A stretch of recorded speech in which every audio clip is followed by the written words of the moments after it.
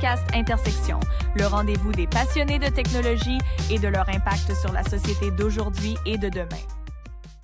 Bon matin, Jonathan. Hey, bon matin. It's been a little while. Ouais, quand même, un petit bout. On a eu des horaires un petit peu plus occupés, je pense. Exactement, exactement. L'été a starté. Pour ceux qui sont assidus dans l'écoute, on a eu un petit drop là. Le beau temps s'est pointé le bout du nez ici au Québec. Donc, nos horaires respectifs ont été un peu chamboulés par le beau temps. Mais on voulait en fait faire une espèce d'épisode summer style avant de clore ça pour l'été puis revenir plus en force à l'automne dans le fond. Ouais, puis même, tu sais, on a eu un bon meeting, toi et moi, puis dans le fond, bien évidemment, on va apporter quelques petits changements. On s'est donné un peu certaines guidelines, certaines idées qu'on veut apporter pour ajouter, dans le fond, au podcast à partir, dans le fond, de la rentrée. Fait que ça devrait être... on va essayer d'implémenter ça progressivement. Exact. Donc, petit slack à l'épaule là, qu'on s'est fait là, Sympathique. fort sympathique, il y a 2 semaines, café à la main. J'en ai un peu des objectifs de l'année prochaine, donc s'imposer une petite structure, le fun, là, puis voir où est-ce qu'on amène le bateau pour l'année prochaine. On a filé ça pendant bonhomme à l'an, pendant les 12 derniers mois-ish, là, un petit peu plus. 17 épisodes environ, c'est 17. Ben, 17 et des poussières, là. En fait, on a des épisodes de 0.5 et le 0. Ouais, Donc, c'est ça fait un +2 au nombre d'épisodes, donc presque 20. Exactement. Fait que merci à ceux qui ont suivi l'aventure. Puis ça se poursuit. Là. Je pense qu'on est plus motivé que jamais là, à amener ça, à poursuivre dans la même tangente. Quelques ajouts bonifiés, potentiellement un petit peu plus d'invités. Exact. Je pense qu'on a apprécié tous les deux le modèle invité sur des sujets et tout. Là, ça a été aussi très populaire, on l'a senti. Donc, assurément, c'est quelque chose sur lequel on veut continuer. Exactement. Donc, épisode épisode d'aujourd'hui qui va être notre épisode de l'été avant le retour à l'automne, comme je disais. On y a été d'un sujet aujourd'hui qui est un petit peu plus, c'est pas niché dans l'actualité précise de quelque chose qui s'est passé dans la tech la semaine passée ou hier. On est plus dans une mouvance globale, puis on en a déjà un petit peu parlé. Puis je le vois avec, j'ai ma petite revue qui est ici de Web is Dead, là, qui est une revue d'ailleurs de Wired qui date de septembre 2010. Donc, septembre 2010, ça fait un bon petit bail, mais là, c'est un peu d'actualité aujourd'hui avec cette espèce de... On sent, si vous suivez un peu l'actualité technologique, on sent que la manière dont on interagit avec le web, ça va être appelé à changer. Puis c'est un peu de ça dont on veut parler aujourd'hui Et ensemble. pour cause, en fait, je dirais. Ouais. Et parce que, tu sais, même s'il y a un gros élément, puis encore une fois, c'est loin d'être une surprise, c'est l'IA qui amène ce changement. Quand on regarde l'état du web d'aujourd'hui, là, je sais pas toi comment tu le trouves, là, mais il me semble que en 10 ans, il y a une certaine dégradation, si on peut dire. Autant d'un côté contenu, il y a énormément de contenus qui sont là, qui sont disponibles. Oui, on a des outils qui se sont développés, qui ont rendu ça intéressant.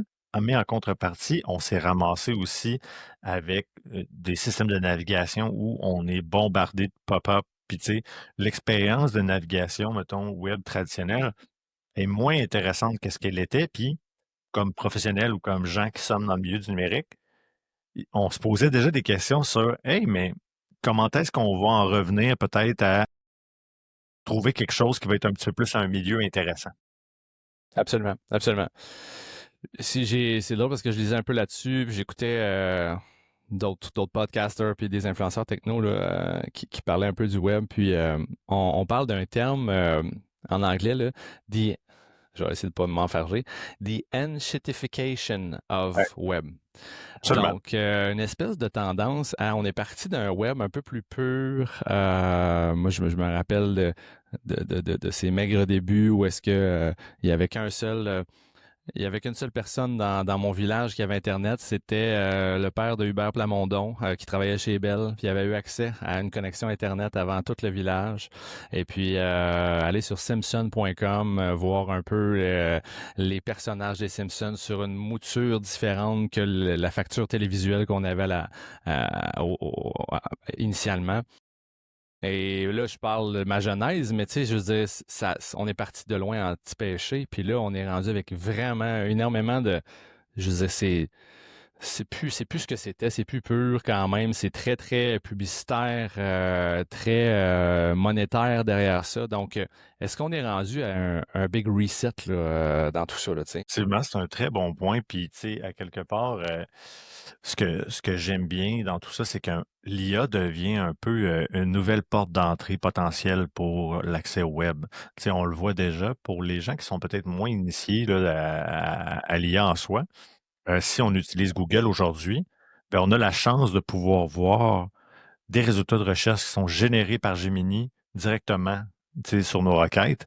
Puis ça, je pense que ça va avoir un rôle d'éducation vraiment plus grand que de juste dire aux gens, ben, installez les applications sur vos téléphones puis commencez à geeker avec ChatGPT puis Gemini. Pour le commun des mortels, c'est moins ça. Par contre, faire une recherche dans Google, ça, tout le monde le fait. Fait que j'ai comme l'impression que Google va aller chercher ce rôle-là de amener les gens à être encore plus concrètement dans l'IA à cause de ça. Ce qui aurait pu être le cas aussi de Copilot, tu sais, dans le sens où Microsoft a intéressé à son moteur, puis a essayé d'un peu de reprendre le flambeau à un moment donné dans l'histoire, mais ça n'a pas marché. Non, mais là, j'ai l'impression qu'on en parlait justement, Google a sorti ses gros canons, puis cette intégration-là de l'IA dans les moteurs de recherche, je pense que c'est un changement majeur qui va arriver.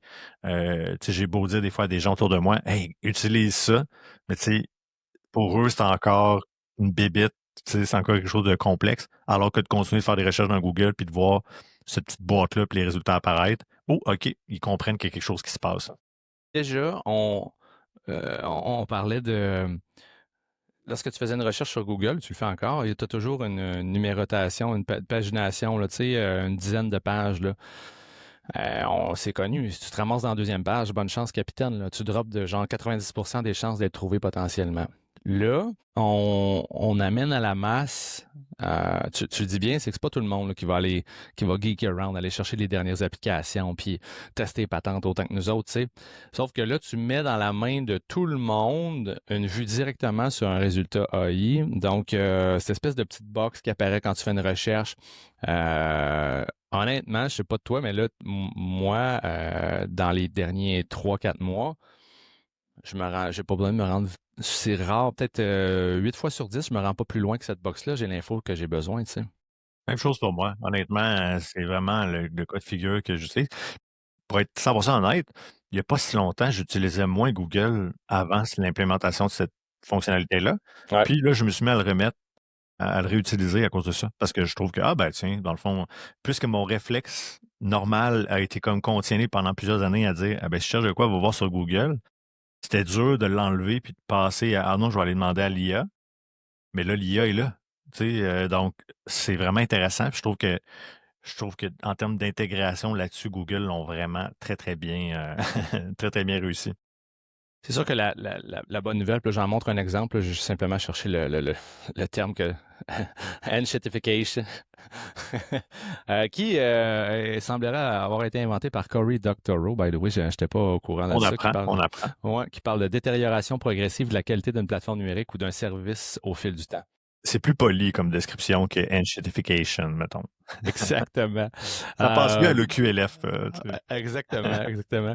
Puis, mais il faut dire donc que Google avait quand même et a, on parle d'économie de l'attention, je veux dire, c'est quand même une plateforme qui est utilisée par des milliards de personnes. Fait que, tu sais, on a déjà parlé un petit peu déjà, mais tu sais, la manière dont ils allaient intégrer l'IA dans leur système, il a fallu bon, ils ont bien beau être une des plus grosses compagnies du monde, tu fais pas ça en réfléchissant pas trop, faut que tu y ailles quand même d'une manière relativement réfléchie, un plan de match dans cette intégration-là de l'IA. On en parlait dans notre boule de cristal il y a bientôt un an, là. Je pense qu'on avait un point par rapport à, bon, tout va devenir IA, l'IA va être, va prendre d'assaut tout. Et on le voit aussi ici, là, dans la recherche, ça se passe là. Ça m'amène à peut-être même parler un petit peu de...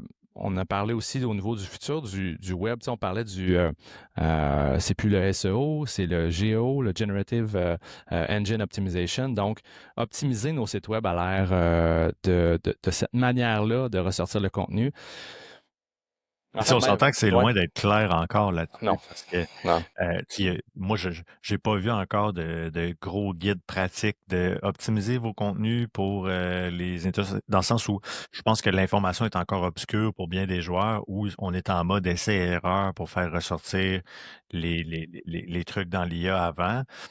Puis on reste aussi encore une fois sur des bases, un peu à ce que le Google a apporté, c'est-à-dire que on a des crawlers très performants, intelligents, qui sont capables d'aller chercher les bons contenus en fonction de facteurs qui vont devenir de plus en plus difficiles à influencer. Donc, tu sais, moi, à quelque part, je m'inquiète beaucoup pour les créateurs de contenu, puis les gens, dans le fond, qui sont des créateurs, parce que, tu sais, au-delà des applications de style TikTok, Stories, Instagram, Facebook, en termes de contenu web, je me dis, hein, crème, OK, mais là, la game est en train de changer considérablement, là. Tu sais, Ouais. c'est vraiment particulier. Donc, tu sais, le clic qu'on générait pour se générer du trafic, tu sais, il est plus là, il est en train de disparaître. Il n'y a pas de raison pour moi d'aller, à part peut-être si je veux vraiment m'assurer de la qualité de la source, d'aller visiter ton site si j'ai l'impression que ce que je lis comme résultat de recherche est suffisamment pertinent. Donc, ça, c'est un gros changement, je pense, là, tu sais, quand même majeur. C'est pour ça que je me dis, pour moi, qu'est-ce qui reste un peu difficile à attacher, ça reste que la création de contenu web reste la porte d'entrée ou disons la cuillère dorée de l'IA. C'est-à-dire que c'est avec ces contenus-là que l'IA s'entraîne et s'améliore et réussit à avoir des contenus encore plus à jour, etc. Mhm. Donc, dans quelle perspective du jour au lendemain, si les gens ont une perte d'intérêt parce qu'il y a une perte de trafic, donc une perte de revenus, à continuer de verser du contenu, est-ce que, est-ce que dans le fond, tu sais, c'est là que j'arrive pas à saisir comment ça peut. Faut que ça continue de vivre ensemble, là. Ben, peut-être, je rajoute une notion peut-être d'importance dans tout ça, c'est regardons un peu la genèse. Ouais, tu sais, on parle de trois grandes périodes dans le Ouais, web, puis il y en a une ouais. quatrième qui s'en vient. Il y a eu le web 1.0, le web 2.0, puis le web 3.0. Le web 1.0, on était très, très dans du statique, des pages web très flat. On était dans ma page web des Simpsons.com en 1997. Le web 2.0, c'est le côté social de la chose. On se rassemble, il y a des communautés qui se créent sur des portails plus privés un peu, où est-ce que là, il y a une communauté qui est là, on est très, très dans le social, on partage. Le web 3.0, on était vraiment dans une mouvance de décentralisation. Donc, on a amené, on en parle moins, mais c'est toujours bel et bien là, tout ce qui est le Web 3, tout ce qui est, l'autre tech, là, voyons, j'ai oublié, Dans les cryptos pis tout ça, ou? crypto, puis la chaîne de blocs, tout ce qui est Ouais, la blockchain. blockchain, puis tout ça. Donc, ce qui est un peu une espèce de répercussion au social, privé des compagnies, corporate and greedy and money talker, tu sais. Là, on est plus dans un mode la liberté pour tous, on va décentraliser les choses, tu sais, on va être c'est l'Eldorado, tu sais, ultime.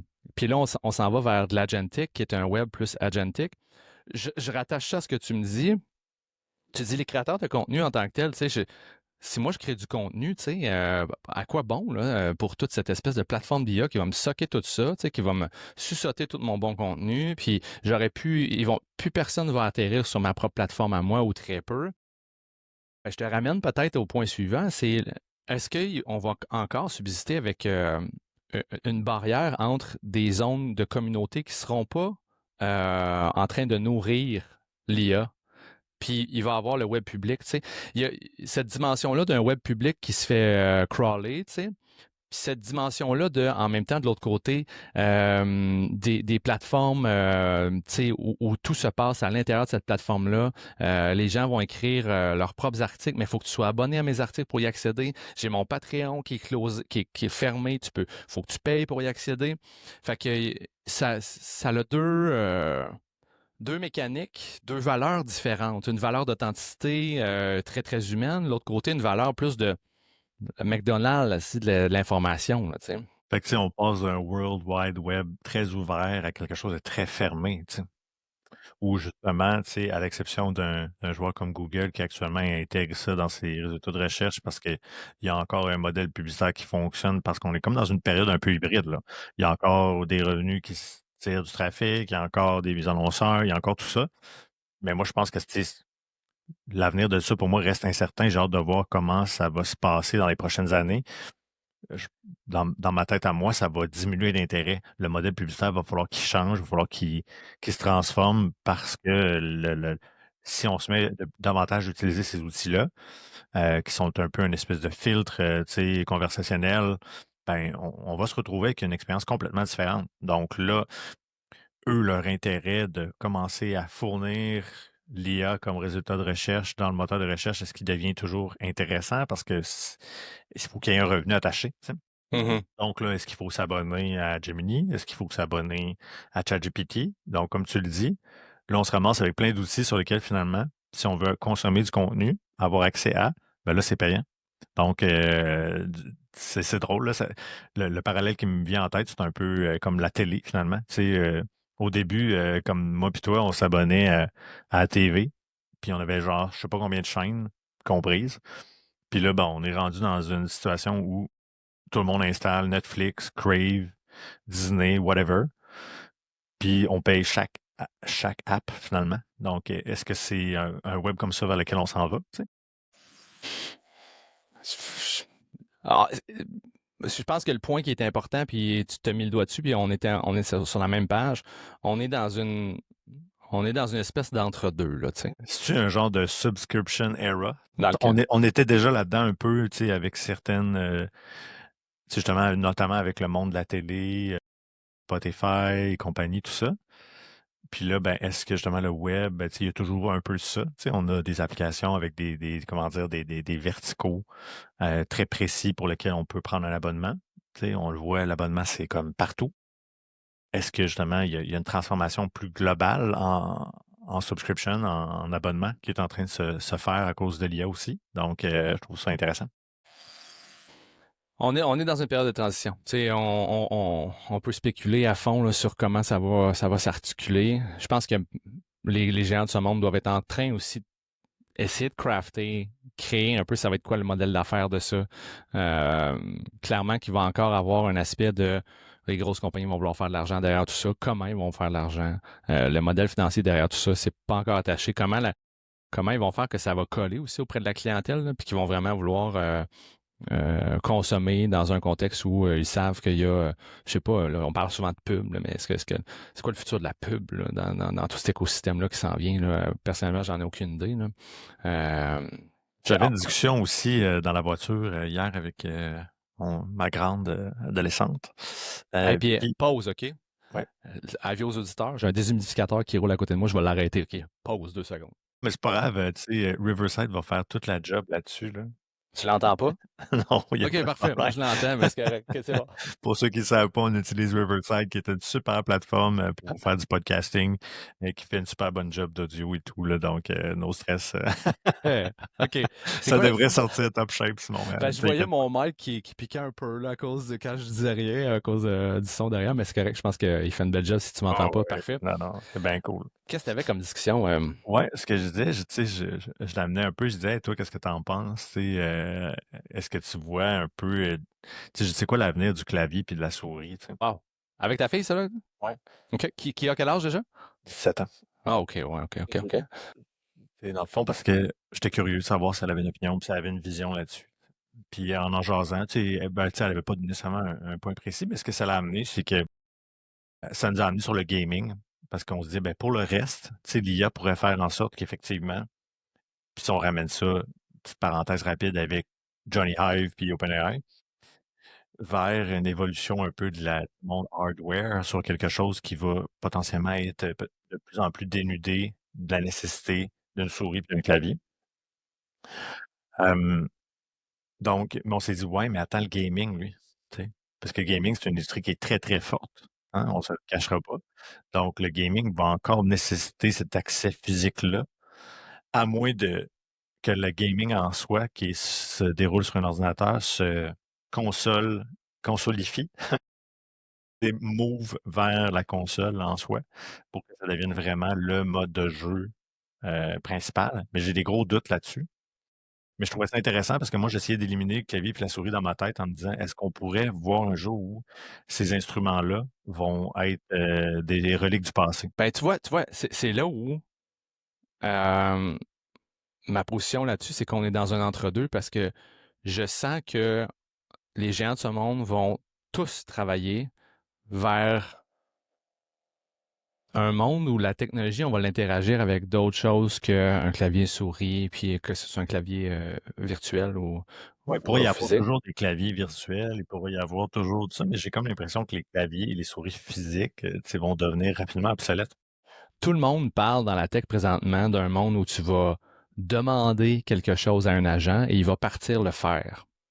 Et par demander, c'est, oui, tu pourras l'écrire, mais je pense que le holy grail de ça, c'est que tu vas interagir avec la voix et cet agent-là va partir faire ce que tu lui as demandé de faire.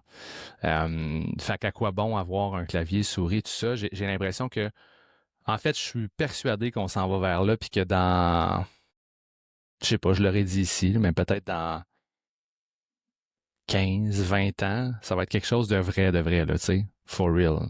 Tu vas vraiment pouvoir juste parler avec un device, puis il va partir faire ses affaires. Mais entre-temps, C'est beaucoup, 15. ouais, ben, mais en fait, ce que je vois, c'est que même ma mère, genre, avec un device, là, tu sais, tu comprends? Là, je suis rendu dans le mass market, là, c'est rendu, puis que ça fonctionne bien, tu sais.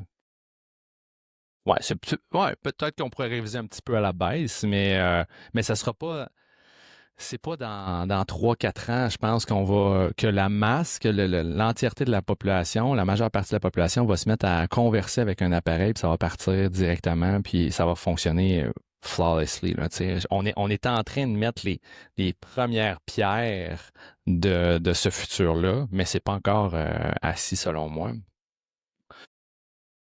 2022. Il y a à peine 3 ans. On peut dire même 2 ans. Si Ouais, on parle de late, là. 2 ans et demi, mettons. ChatGPT a quand même foutu la merde avec tout, avec ouais, tout ça. Fait que ouais. c'est quand même, Il y a pas quand même une longtemps. évolution rapide. Fait que c'est pour T'as- ça que quand tu dis 15, je trouve ça long, 15. Ouais. Parce que veux pas, chaque pan d'évolution est comme amené à être amélioré par sa propre machine. Donc, plus l'IA avance, plus elle est en mesure, dans l'idée de l'argentique, de s'appuyer elle-même dans sa progression aussi. Ouais, ouais.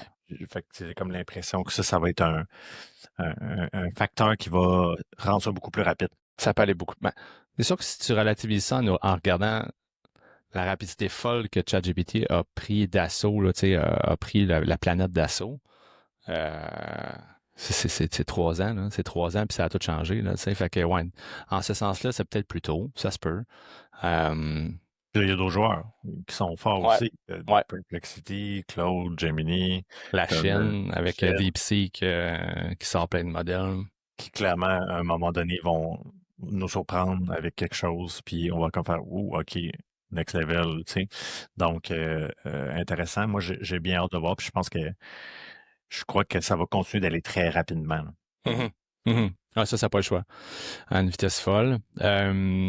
Fait que, bon, un in-between, mais ce dont on entend énormément parler, c'est ça. C'est le web agentic, the agentic web, un web d'agents, où est-ce que on donne pas nécessairement, on donne un résultat qu'on va aller chercher, puis un ou des agents vont se démerder à trouver la manière de s'y rendre.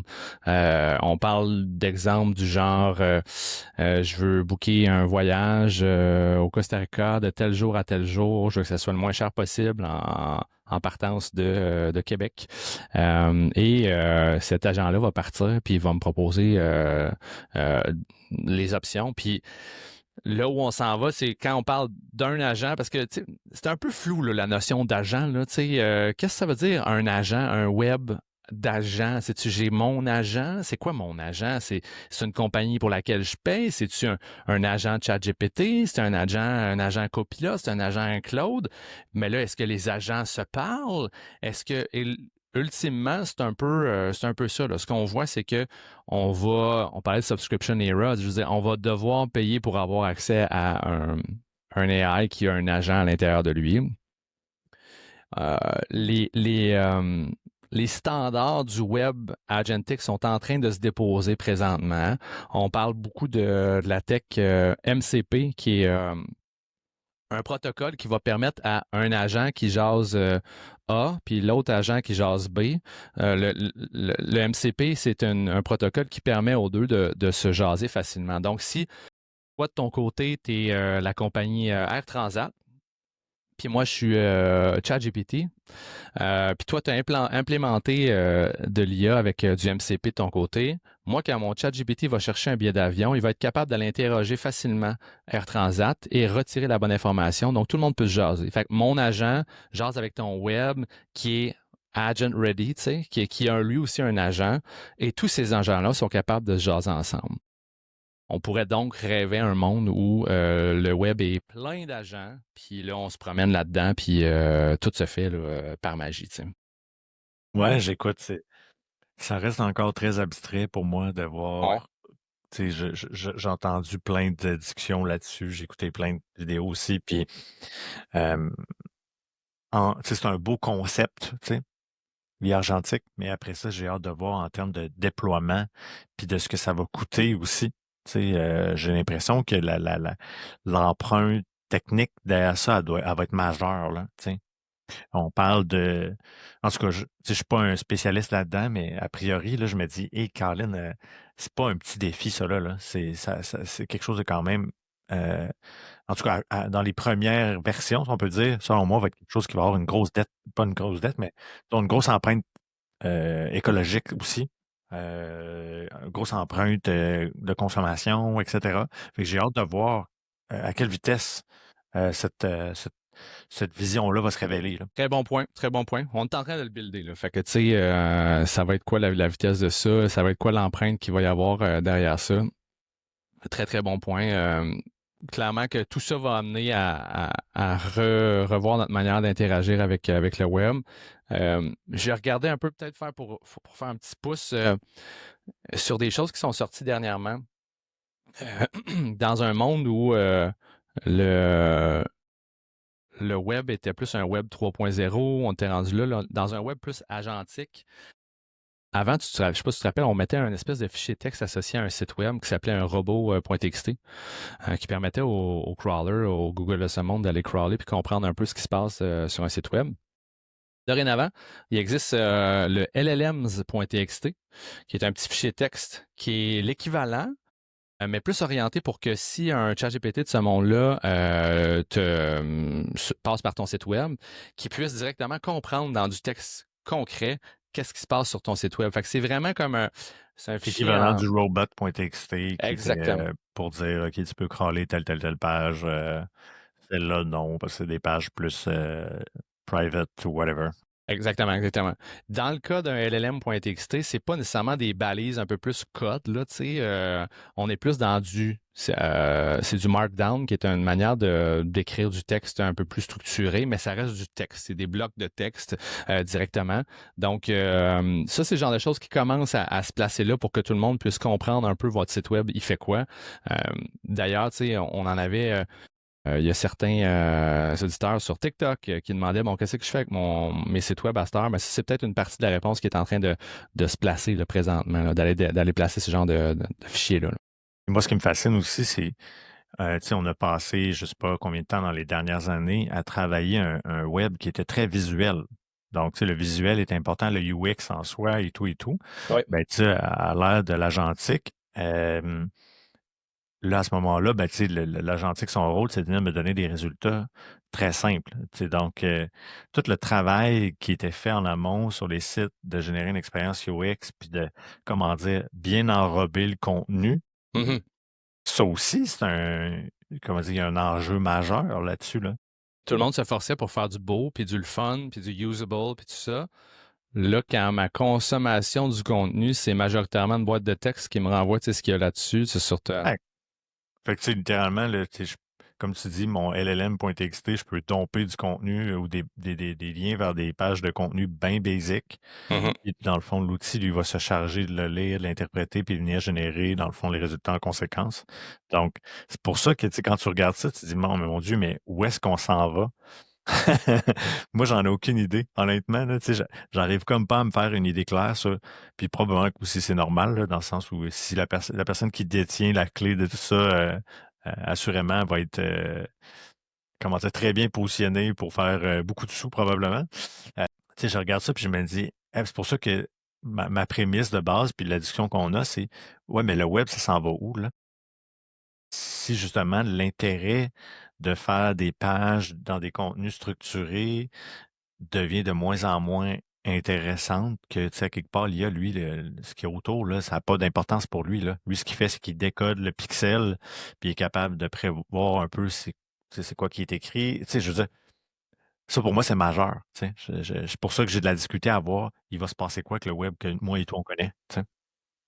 Et le point qu'on avait peut-être pas discuté aussi, c'est va venir un point aussi où l'IA va être en mesure de produire des contenus au sens propre du terme, là. C'est-à-dire qu'il va pas juste interpréter des contenus basés uniquement sur du croisement de différents sujets par la connaissance humaine qui a été apportée dans l'IA, mais elle va développer sa propre intelligence, sa propre réflexion, va probablement être en mesure d'ajouter ces contenus-là un jour.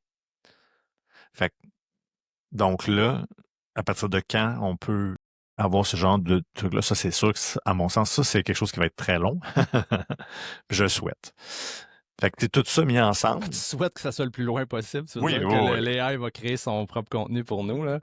Ouais, je pense que tu sais. Mais en tout cas, je sais pas combien de temps ça va prendre, mais c'est le bout qui est un petit peu plus scary, là. Tu sais, comment dire, l'IA peut réussir à prendre un peu le contrôle de sa destinée, quelque part, de générer, de créer, d'aller vers des nouveaux horizons. Dans l'heure actuelle, l'IA est plus en support, tu sais. Elle, elle fait des tâches, elle réalise des trucs, mais tu sais, elle n'a pas de créativité proprement dit. Tu sais. La créativité de l'IA. Voilà. Ça, par contre, c'est majeur. Ça, je pense que le rendu là, ben, il devient où l'intérêt de l'humain de continuer de produire du contenu? Il y a... C'est fou, là. Dernièrement, il y a un artiste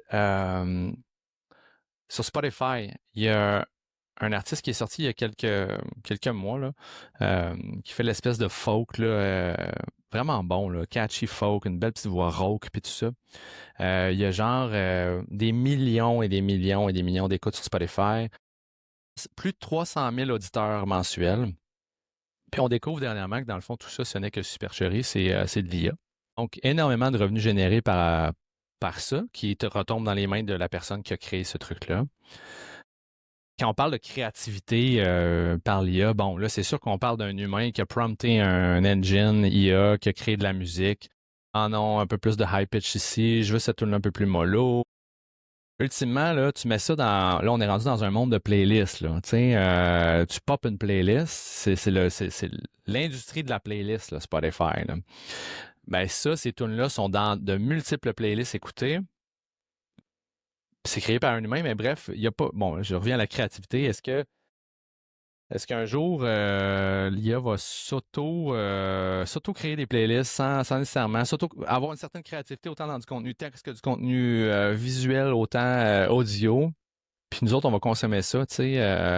Assez que là, présentement, je lisais pas plus tard que ce matin que la plateforme Deezer, qui est un peu... je me souviens bien européen, là, qui est une espèce de Spotify killer, là, tu sais, c'est un Spotify, c'est comme le numéro 2-ish, là, de la Spotify. Eux, ils ont clamé haut et fort qu'ils vont, chaque contenu qui sont créés par l'IA va être big time, tu vas le savoir, là, ça va être écrit big time, et il n'y a aucune redevance qui va être envoyée aux créateurs. Là où Spotify, c'est pas le cas encore présentement. Fait que tout ça amène, c'est un bon point ce que tu dis là. Combien de temps Deezer va être capable de faire ça? C'est une excellente question. Parce que là, actuellement, mettons, il y a peut-être une poignée d'artistes qui osent, puis qui s'essayent, puis qui essaient de jouer dans les mailles du filet. Mais tantôt, quand il va y avoir une masse de gens qui vont commencer à utiliser l'IA pour faire ça, comment Deezer va faire pour résister à ça? Tu sais, je veux dire. Puis qu'en plus, les utilisateurs vont se mettre à écouter ces contenus-là. Tu sais.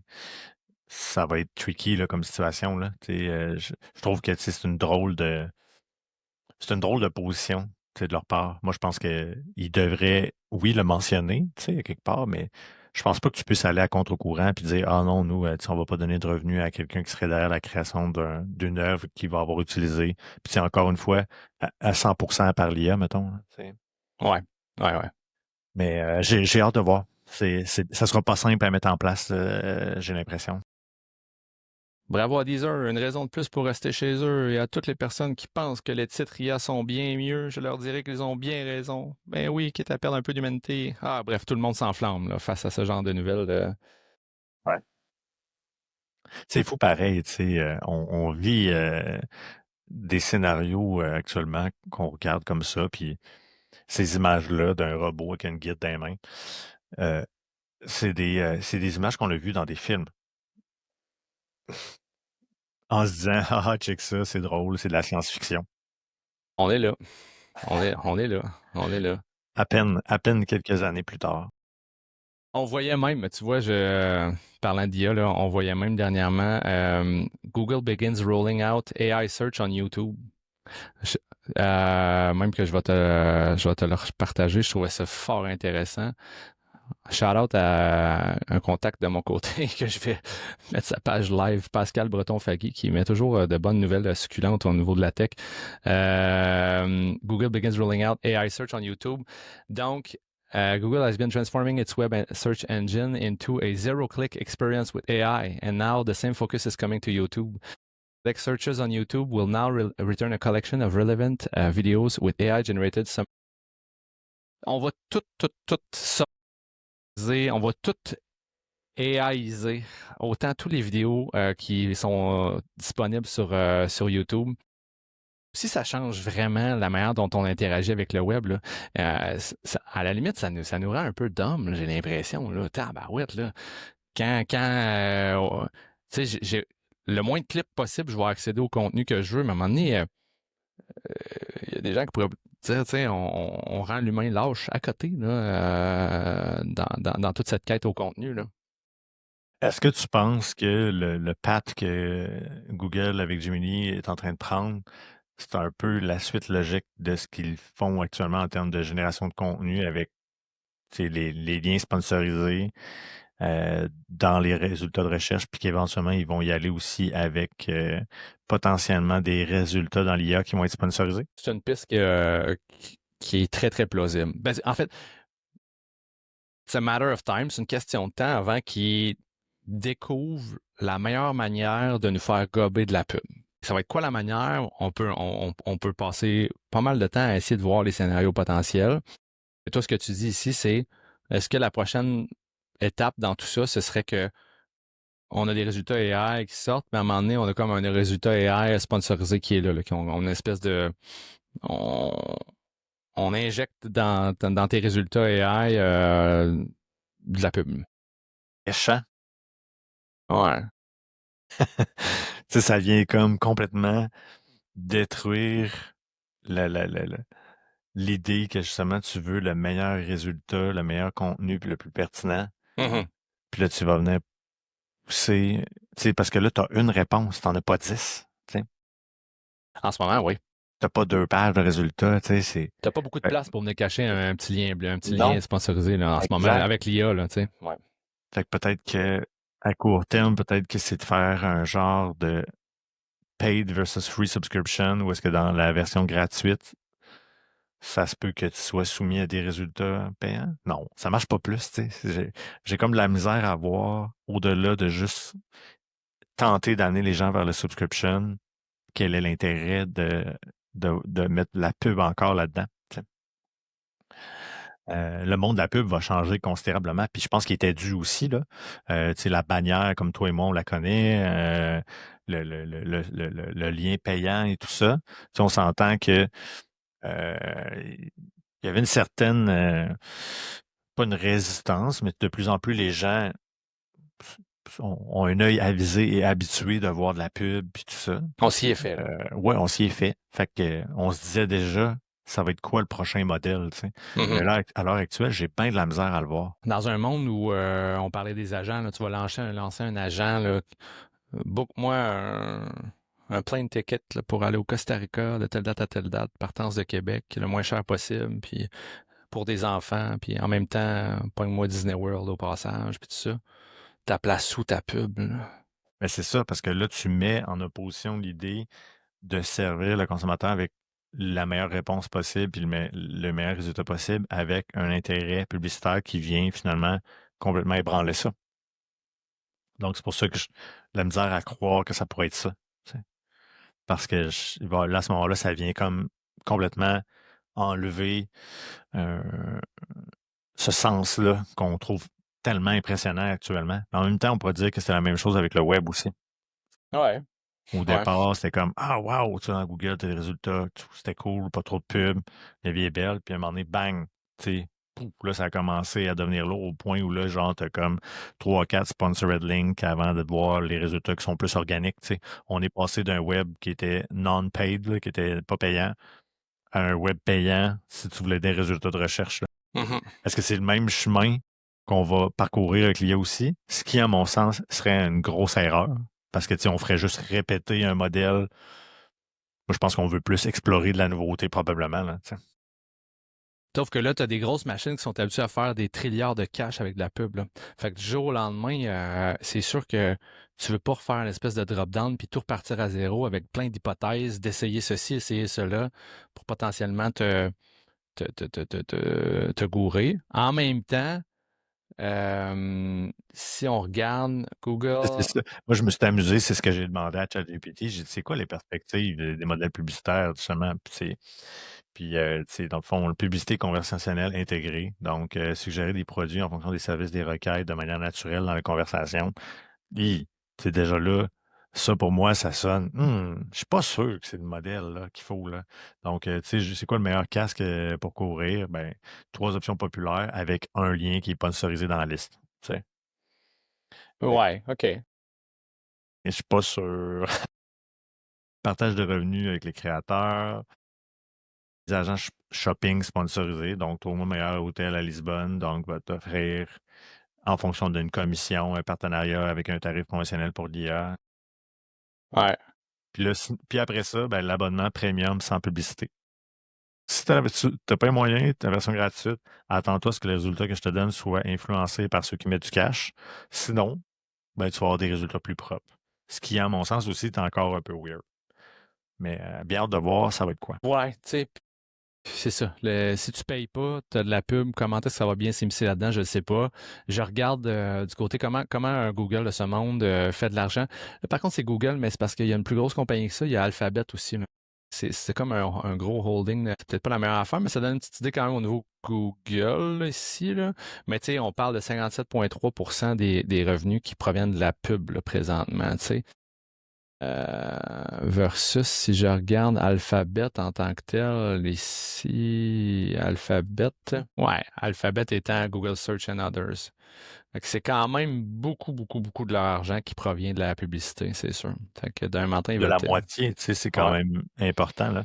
Puis je serais Mm. curieux de voir tu sais, la progression dans les services, parce que j'imagine que dans Google Cloud, qu'on voit là, qui est à 12%, il y a probablement aussi tout ce qui est les subscriptions à Workspace, dans le fond, la suite bureau de travail un peu là-dedans. Fait que, est-ce qu'il va y avoir une augmentation de ça dans le futur ou pas? Mhm. Bref, mais oui, tu vois, c'est presque 60%, là, c'est comme, c'est pas rien. Là. Ouais, ouais. Bref, un gros portrait qui va beaucoup, beaucoup changer, qui a une espèce de période in-between, comme on disait, une période entre deux. Là, les jeux ne sont pas faits encore, là. Les dés ne sont pas joués encore à 100% sur comment on va naviguer le web, le futur du web dans les 10 prochaines années. J'avais vu un exemple plus près de nous, quand je faisais certaines recherches sur ce qui sort présentement, j'étais tombé sur un nouveau navigateur qui s'en vient, qui s'appelle Dia Browser, ça c'est la compagnie qui était, en fait, si je regarde, rechercher, il y a un autre navigateur, pas l'ARC, pas l'Agence du revenu du Québec, mais Arc Browser. Arc from the Browser Company, qui est si je me souviens bien, c'est une gang qui provenait. Il y a des gens qui ont créé les Chrome de ce monde. Là. Ils arrivaient de d'autres navigateurs plus populaires, puis ils ont décidé de redesigner un peu une manière de naviguer sur le web, un navigateur qui était une version 2.0 de ce qu'on connaissait, mieux en certains sens. On le voit là, dans leur page principale. Arc is the Chrome replacement I've been waiting for, The Verge. Une manière de naviguer différente un peu. Puis ça, tu sais, il y en a eu avec le temps, naviguer sur le web. Jadis, bon, on avait Netscape de ce monde, Internet Explorer. Je me rappelle dans le temps, il y avait Opera qui sortait des sentiers battus un petit peu. On a eu Firefox. Chrome, à un moment donné, est arrivé. Chrome a raflé tout, puis c'est rendu une norme pas mal. Edge aussi là, est pas mal là dans le Windows au niveau Reste de... Safari pour encore une certaine frange de gens qui sont sur Mac. Exactement. Puis, bon, fait qu'il y a toujours une espèce d'évolution des choses un peu. On a toujours voulu changer un peu. C'est comme un navigateur, c'est comme un char. Là, tu réinventes pas la roue au complet, mais des fois, il y a certaines innovations qui peuvent atterrir. Puis, ça change un peu la manière dont on utilise le web. Toute la gang de Arc, là, le CEO de ça a dit, là, guys, on arrête tout le développement de Arc et on pense on crée on crée le chapitre 2 de notre compagnie. Ça va être quoi le browser à l'ère de l'IA? Et là, il travaille présentement sur un navigateur qui s'appelle Dia, qui est seulement en Early Access, qui va sortir dans les prochains mois. Tout est orienté en ayant l'IA en tête. Il y avait quelques exemples qui étaient là. Tu sais, dès que tu sélectionnes quelque chose dans ton navigateur, pouf, tu as une IA sur le site, tu peux faire une recherche en lien avec ce que tu as trouvé qui est là. Tu vois, il y a quelque chose que tu peux vraiment interagir avec tout le contenu que tu es en train de naviguer. Je me promène un petit peu. YouTube timestamp. Donc, on est sur YouTube présentement. Hey, montre-moi là, tu écoutes une vidéo de 45 minutes, tu dis, montre-moi donc le bout où ce qui parle de croque en bouche. Pouf, il te sort toute l'information. Là, encore là, en vous disant ça, je me dis, ben, ils sont tous déjà en train de faire ça aussi. Là, on parlait tantôt de YouTube qui est rendu avec un IA. Donc, je suis en train de voir. Il faudra voir comment Dia va être capable de sortir son épingle du jeu, avoir des petites features intéressantes. Eux étaient là un petit peu avant qu'il y ait toutes les annonces, là, si je ne me trompe pas, des Google et de ce monde.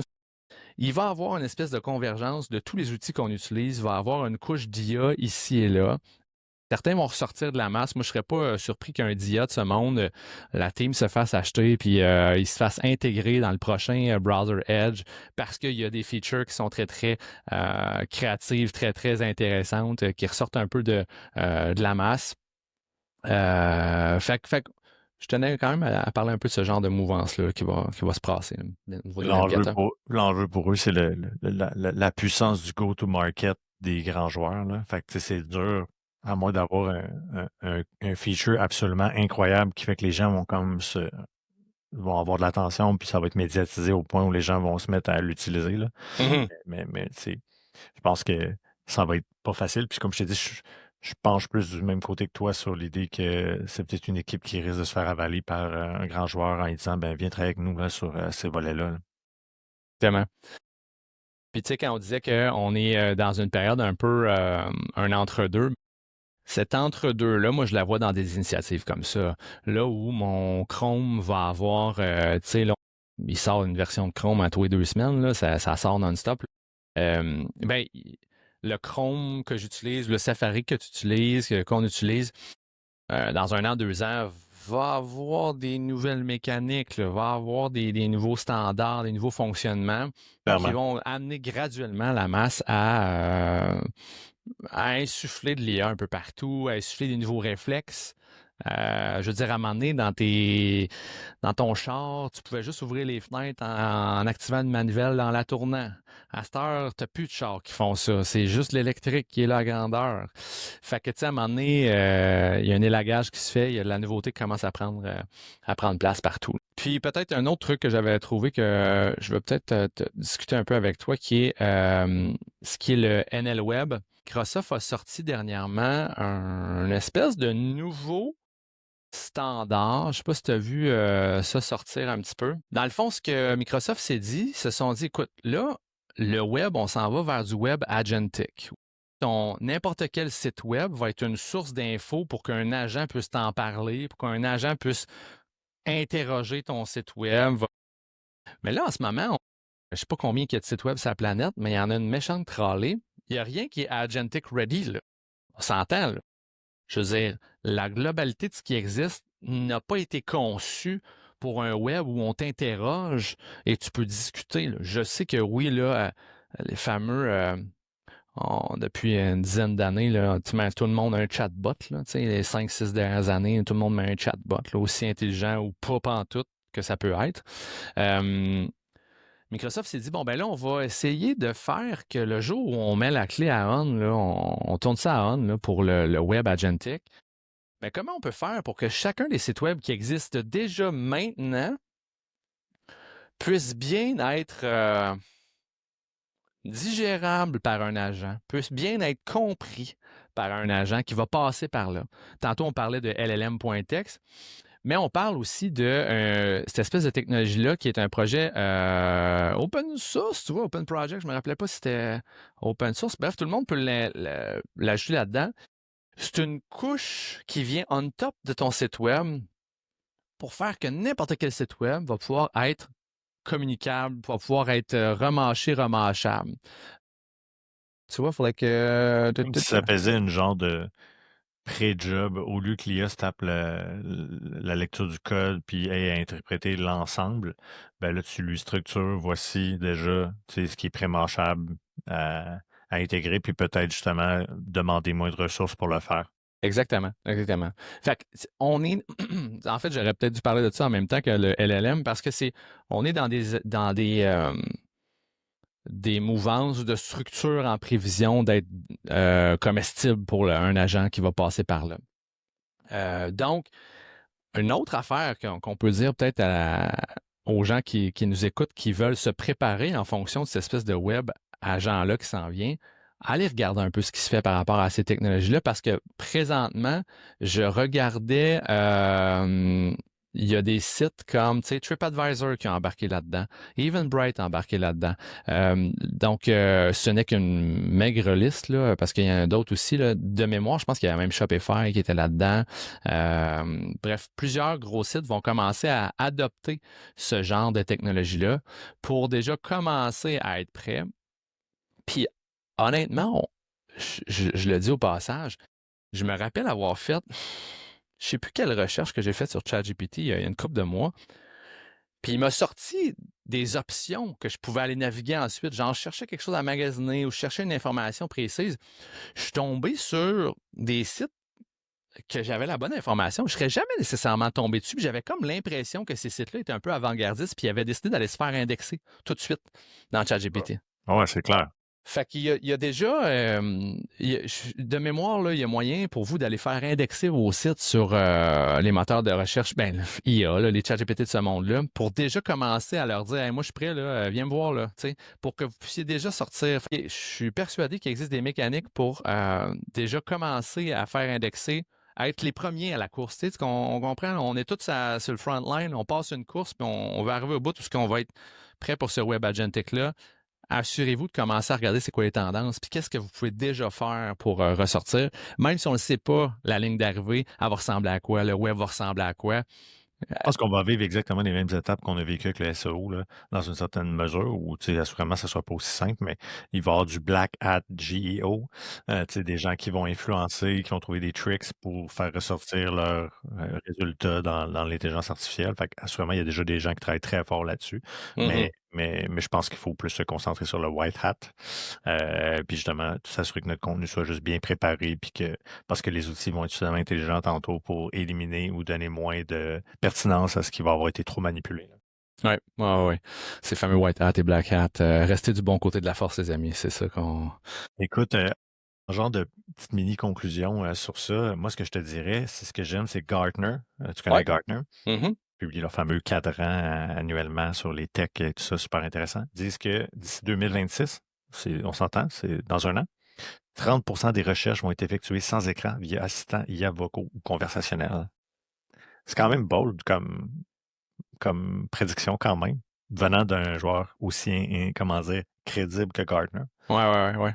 Donc, je pense qu'il faut qu'on se questionne là-dessus comme professionnel aujourd'hui, dire, OK, le monde conversationnel, le monde vocal est clairement quelque chose qui va, avec l'IA justement, puis dans le web en général, va prendre de plus en plus de place.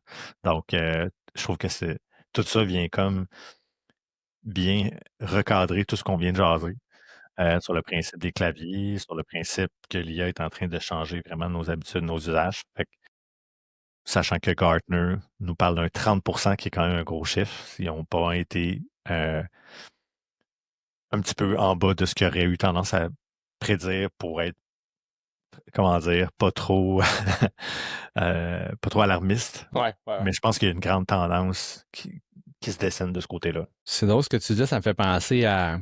Puis j'essaie de regarder en même temps, c'était en quelle année que c'est arrivé, là. Je n'ai pas un proche ici, mais tu sais, les fameux Google Home, là, où est-ce que tu parles, là, qui est un device fucking stupide. OK. Quand, il y a quelques années, puis honnêtement, je pense que c'est genre 2016, quelque chose comme ça. Ça va faire 10 ans, je pense. Tu avais un Spotify account payant, puis il te donnait un Google Home. Ouais. Il y a eu cette passe-là. Ouais. C'était comme, moi j'associe ce moment-là au début des grands de ce monde qui commencent à nous insuffler un peu que la voix, ça s'en vient, les chums, là, tu sais. Puis j'ai encore les deux devices, là, puis c'est encore aussi stupide. Là. Puis j'ai hâte qu'ils mettent un Gemini officiel dedans parce que c'est stupide à mort, là, tu sais. J'écoute la radio avec ça où j'y demande la température. Ça ressemble à ça. Et là, fast forward peut-être un 8-10 ans plus tard, là, oui, on est rendu à un monde où ce que je peux y croire là, que on a pavé la voie tranquillement, là, ben, à un certain rythme, mais là, je peux y croire à ce 30%-là qui va arriver en 2026. Non, ça va se matérialiser comment? Là, 30% de recherche vocale à Pense-y l'audio. aussi, les pistes sont déjà là. Regarde le nombre de personnes autour de toi qui utilisent des clips vocaux avec leur mobile au lieu de chatter en textant. Regarde la quantité de gens qui consomment des contenus vidéo et de l'audio à travers des TikTok, à travers des plateformes comme ça. Fait que, il y a déjà, le mouvement est déjà amorcé. Ouais. Fait que je pense que c'est juste logique que ça se poursuive parce que les éléments technologiques le facilitent grandement. Mhm. Donc, ça, c'est quelque chose, je me souviens pas en quelle année exactement, mais dans une de mes anciennes jobs dans la vie, où je travaillais justement au niveau UI, UX, j'avais eu cette discussion-là avec un collègue, puis je lui disais, moi, je pense que l'avenir du web est audio. Puis je pense genre en 2015, mettons, 2010, quelque chose quoi comme ça. Écoute, la personne à qui je disais, on t'es-tu malade, ça n'arrivera jamais. Puis écoute, ça me fascine de voir que c'est exactement ce qui est en train de se produire aujourd'hui, Ouais. plusieurs années plus tard. Mais c'est un portrait qui se dessinait tranquillement. Puis je me disais, ben, ça n'a pas de sens qu'on continue de être juste en mode contenu, on tape nos affaires et tout. On regarde dans le rétroviseur, puis on se dit, ben non, ça va s'améliorer. Puis pour moi, clairement, l'audio a toujours été, l'audio, la vidéo, tout ça. Comment dire, c'est ça que l'humain, on a la plus de facilité. On voit, on peut justement interpréter, on entend, c'est plus simple. Donc oui, il va y avoir encore évidemment du contenu texte, mais j'ai comme le feeling que de plus en plus, on va voir la place de l'audio prendre énormément de place dans nos vies. En même temps, puis tu sais, je veux pas trop m'éterniser, mais je sens une perte de contrôle si l'audio take over, si l'audio si la voix, l'audio prend préséance dans notre mode de recherche, notre mode d'utilisation de la tech. On dirait que je perds un certain contrôle sur, ben on en a parlé un petit peu, mais ça part, ça bouffe de la donnée, ça me rejette un condensé de la chose, une réponse, mais j'ai pas accès nécessairement à tout ce qui s'est passé dans l'envers de la médaille. Est-ce que je perds le contrôle, la visibilité? C'est peut-être plus la visibilité. Je perds la visibilité sur tout ce qui s'est passé derrière, qui est ultimement un humain qui aurait dû faire ça à la base, tu sais, qui aurait pu, back in the days, établir une recherche, aller là, ah non, ça va être ça. Fait que j'espère qu'on va pas perdre un peu cette vue, cette visibilité-là sur, tu sais, je veux un billet d'avion pour aller à Costa Rica, tiens, voici ton billet d'avion. Hey, mais il y en a des affaires qui se passent dans un billet d'avion, là. Des questions qu'il faut se poser, tu vas à une place, non, ça marche pas, va à une autre place. J'ose espérer qu'on va pouvoir toujours me donner un peu cette espèce de visibilité-là sur ce qui s'est passé derrière. Sinon, tu sais, on remet nos demandes à une technologie qui nous rend les choses bien trop faciles. I don't know. Écoute, celui qui le sait sera riche demain. Mais clairement, écoute, plus on progresse là-dedans, je pense, plus on réalise à quel point c'est fascinant. Là. Fait que Ouais. l'avenir nous dira bien comment tout ça va s'aligner, mais assurément, il y a de la matière pour discuter et rêver et essayer d'échafauder quels seront les trucs qui vont voir le jour. Là. Exactement.